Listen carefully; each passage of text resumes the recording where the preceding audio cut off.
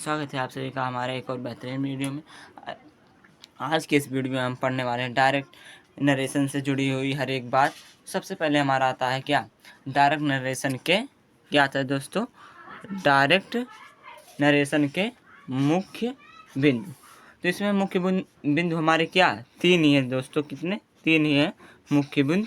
पहला सबसे हमारा जो मुख्य बिंदु है वो है रिपोर्टिंग वर्ब के बाद कॉमा का प्रयोग होता है।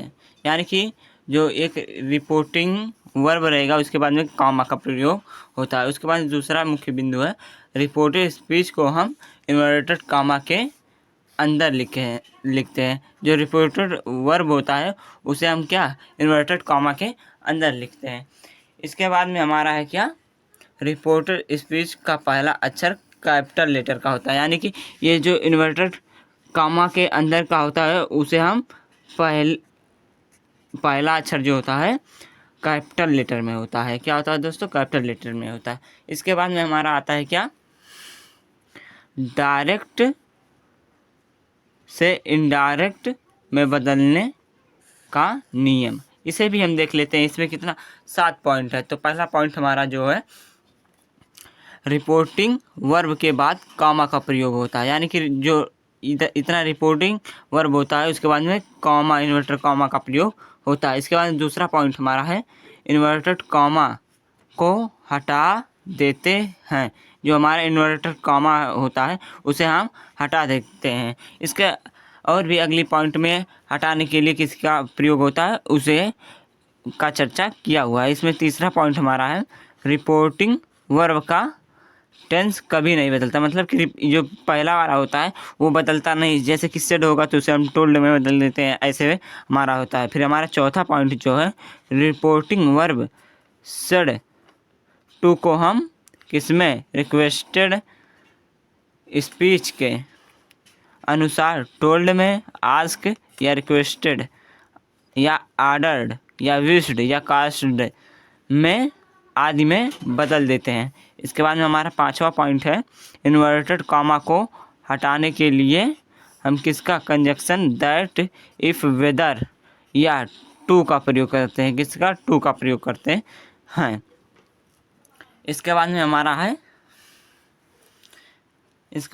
है आई तथा प्रॉपर नाउन को छोड़कर, किसे, आई तथा प्रॉपर नाउन को छोड़कर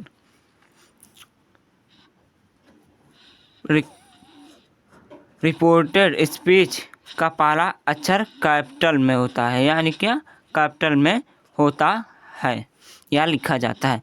फिर यहाँ पर हमारा सातवां पॉइंट जो है डायरेक्ट से इनडायरेक्ट निम्नलिखित 5 प्रकार के वाक्यों में बनाया जाता है। यानी कि जो हमारा डायरेक्ट से इनडायरेक्ट होता है वह क्या, 5 प्रकार के वाक्यों में बनाया जाता है। जैसे कि पहला होता है assertive, interrogative, optative, imperative, exclamatory. अभी जस्ट हमने बताया है कि क्या पहला हमारा किस में बदला जाता है, असर्टिव में। यहाँ पर पहला है असर्टिव सेंटेंस।